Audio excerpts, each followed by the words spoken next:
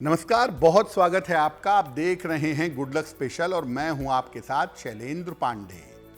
साल 2025 का सबसे बड़ा चंद्र ग्रहण आ रहा है।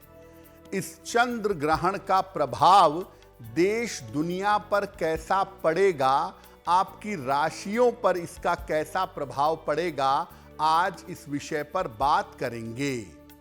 इसी चंद्र ग्रहण के साथ आरंभ हो रहा है पितृपक्ष। तो पितृपक्ष की विशेषताएं क्या हैं और पितृपक्ष के नियम क्या हैं, इस पर भी चर्चा करेंगे। तो चलिए कार्यक्रम की शुरुआत करते हैं और सबसे पहले जानते हैं सप्ताह का मंत्र। सप्ताह का मंत्र है ओम रोहिणीशः सुधा मूर्ति सुधा गात्र सुधाशन। ओम रोहिणीशः सुधा मूर्ति सुधा गात्र सुधाशन। विषम स्थान संभूताम पीड़ाम हरतु मे विधु। विषम स्थान संभूताम पीड़ाम हरतु मे विधु। विधु कहते हैं चंद्रमा को और ये चंद्रमा का मंत्र है। अगर आपकी कुंडली में चंद्रमा की स्थिति अच्छी नहीं है, चंद्रमा नकारात्मक स्थान में बैठा हुआ है, तो रोज शाम को 108 बार इस मंत्र का जप करिए और चंद्रदेव से कृपा की प्रार्थना करिए। आपको चंद्रदेव की कृपा मिलेगी। साथ ही साथ चूंकि हम चंद्र ग्रहण की बात करने जा रहे हैं, तो जिन लोगों का चंद्रमा गड़बड़ है, अगर वो चंद्र ग्रहण के समय इस मंत्र का जप करें तो उन्हें विशेष लाभ होगा। देखिए, हम आपको शुरू में ही बता रहे हैं कि साल 2025 का सबसे बड़ा और सबसे महत्वपूर्ण चंद्र ग्रहण आ रहा है। तो सबसे पहले ये समझते हैं कि इस बार के चंद्र ग्रहण की पूरी स्थिति क्या है, इसका महत्व क्या है। देखिए, ये चंद्र ग्रहण साल 2025 का पूर्ण चंद्र ग्रहण है। इसकी शुरुआत हो रही है 7 सितंबर को। ये ग्रहण 7 सितंबर की रात को 8:58 पर आरंभ होगा और ये बिल्कुल परफेक्ट ग्रहण होगा, कंप्लीट होगा, पूर्णता पर होगा रात के 11:41 पर।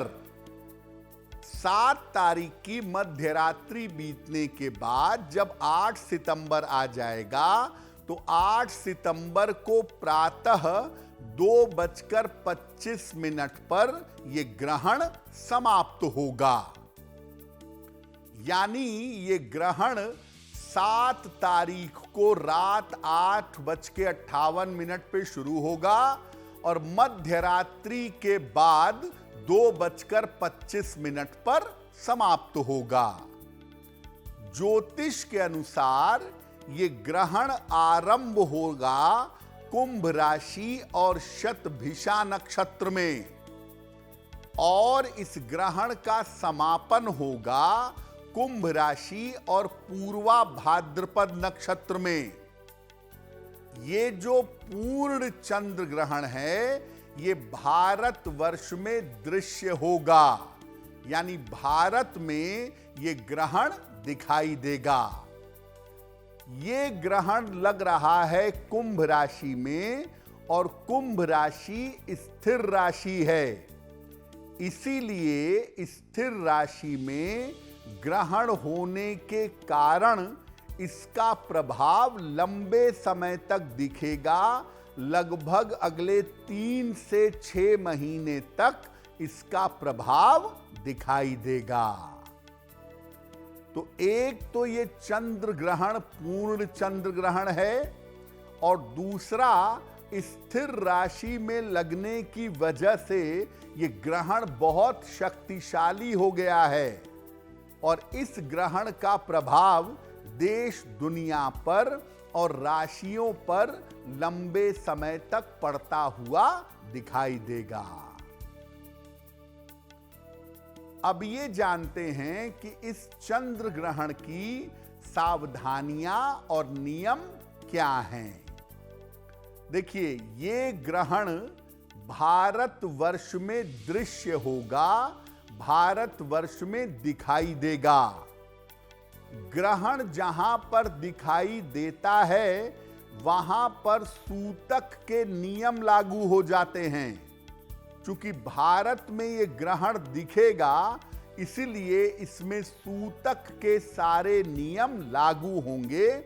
सूतक के नियमों में होता है कि मंदिरों के कपाट बंद हो जाते हैं, भोजन करना सोना मना हो जाता है, उस समय में भगवान का भजन कीर्तन किया जाता है और कोई सांसारिक काम नहीं किया जाता।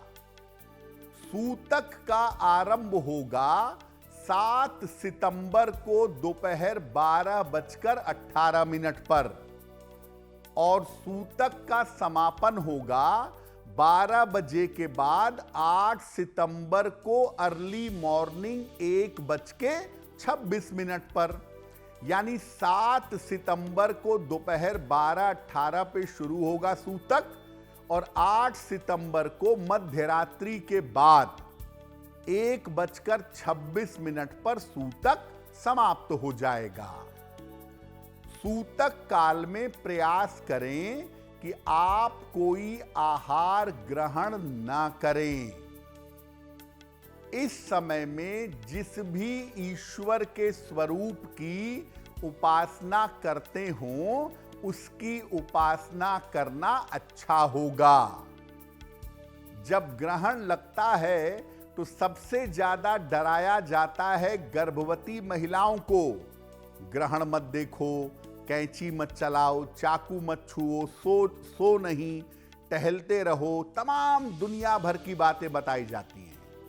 देखिए, होता क्या है, गर्भवती महिला का मन बच्चे के मन के साथ जुड़ा होता है गर्भ में। तो अगर गर्भवती महिला निगेटिव सोचेगी कि ग्रहण का उस पर या बच्चे पर बुरा असर पड़ेगा तो जरूर पड़ेगा। लेकिन अगर गर्भवती महिला चिंता ना करे, भगवान का नाम ले, आनंद से प्रसन्न से रहे तो कुछ नहीं हो सकता। तो मैं ये कहूंगा कि गर्भवती महिलाओं को ग्रहण काल में उल्टी सीधी बातें जो बताई जाती है ना, उस पर दिमाग मत लगाइए, नकारात्मक चिंतन से बचिए।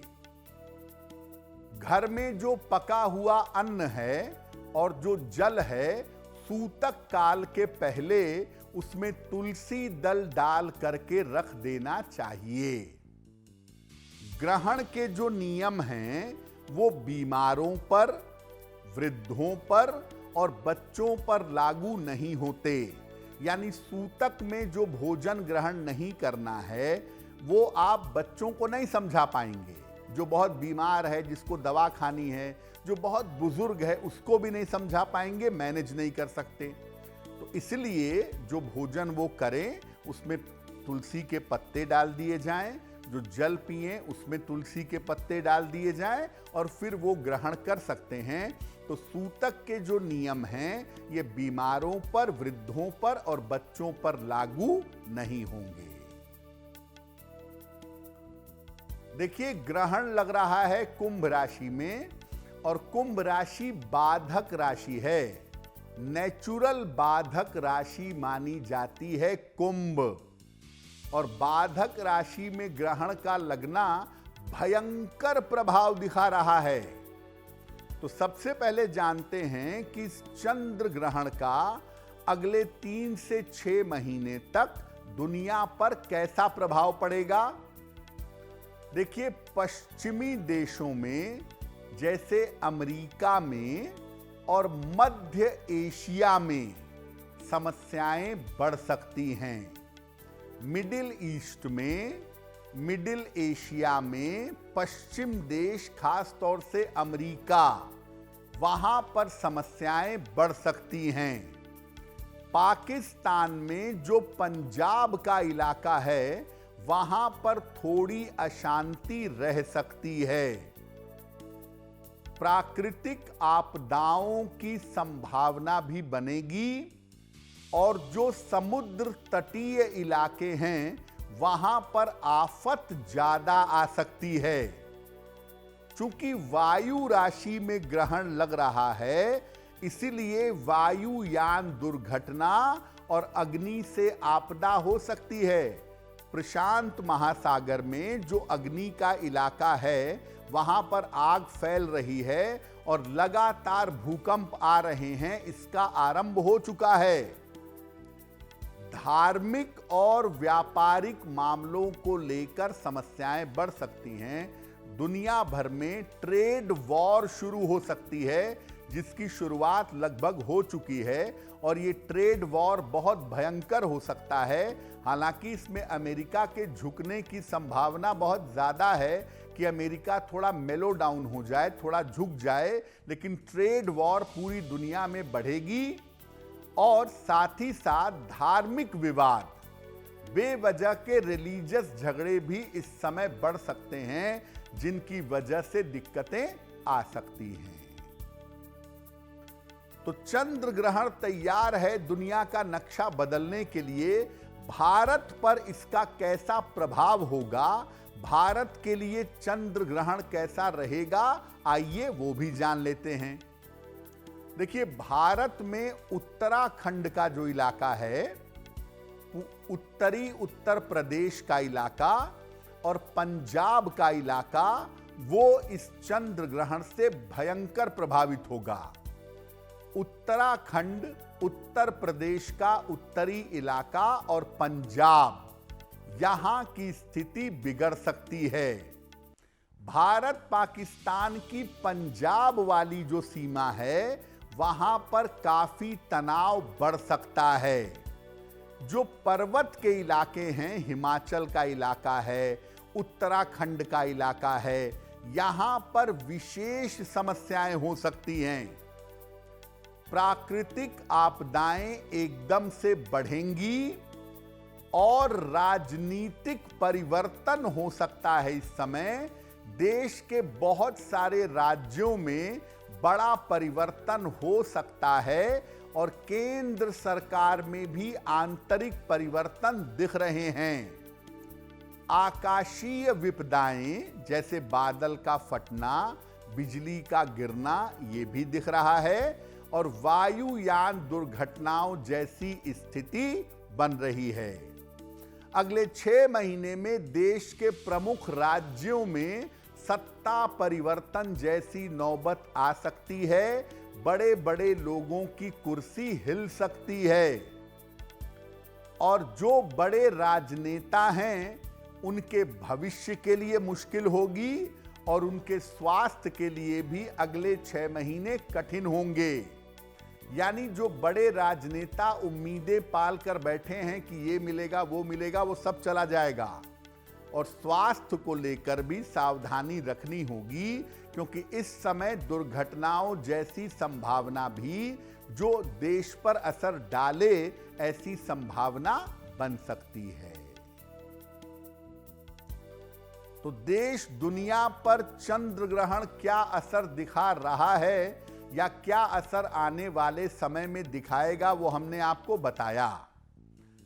बताया कि सूतक काल में आपको किन किन सावधानियों का पालन करना चाहिए। अब ये जानते हैं कि ग्रहण काल में क्या करना लाभदायक होगा, ग्रहण में क्या करना चाहिए। देखिए, ग्रहण का समय इतना बुरा नहीं होता है और ग्रहण का समय चमत्कार के लिए, ईश्वर की कृपा के लिए बड़ा इंपॉर्टेंट है। तो ग्रहण काल में मंत्र जप करना, भगवान की स्तुति करना और ध्यान करना विशेष लाभकारी होता है। ऐसा मानते हैं कि अगर ग्रहण के काल में आप ध्यान करें तो आपका जो कनेक्ट है, आपका जो कनेक्शन है वो ईश्वर के साथ तुरंत जुड़ जाता है। ग्रहण के समय में अगर आप वास्तविक रूप से पूजा प्रार्थना करते हैं तो आपकी प्रार्थना निश्चित रूप से स्वीकार होगी। और अगर कोई मंत्र सिद्ध करना चाहते हैं या दीक्षा लेना चाहते हैं तो ग्रहण के समय में, ग्रहण के काल में लेना बड़ा शुभ होता है। दीक्षा ले लें, गुरु की वंदना कर लें, मंत्र सिद्ध कर लें, बहुत ही बढ़िया होगा। और ग्रहण के बाद स्नान करके, अब ग्रहण तो 8 सितंबर को भोर में खत्म होगा, तो उसके बाद नहा करके, घर की साफ सफाई करके किसी निर्धन व्यक्ति को कुछ न कुछ दान करिएगा। अब चूंकि चंद्र ग्रहण है तो सफेद चीज जैसे चावल, चीनी, दूध, इसका दान करना बहुत ही शुभ रहेगा। अगर आप मुझसे जुड़ करके अपनी समस्याओं का समाधान चाहते हैं और चाहते हैं कि आपकी समस्याओं को ज्योतिष के माध्यम से सुलझाया जाए तो आप हमसे संपर्क कर सकते हैं, जुड़ सकते हैं एस्ट्रो तक पर।